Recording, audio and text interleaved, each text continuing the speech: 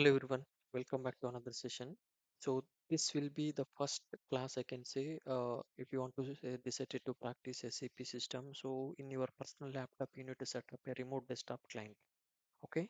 So here we have credentials. So once you get a credentials, you need to in search bar you need to click on the remote.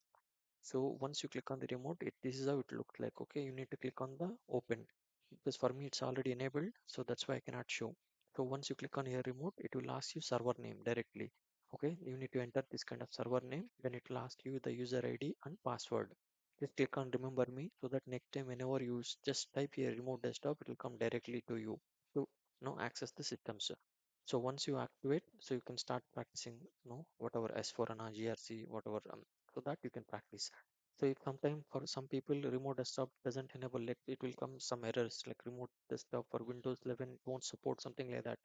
So at the time you need to download some extra files and you need to install. You can just go to your Google and you can just search RD wrap so that you will get the 60 1.61 1.6.2 files. Okay, then you need to download and click and install, run as administrator, then it should work.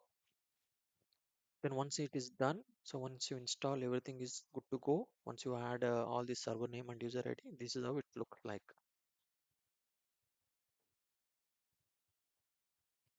This is how it looks like the screen. So here I have a S4 and I have taken S4 and ECC for practice purpose and GRC 12. So you can just go and directly log in whichever system you want. So this is how it will be working. So thank you.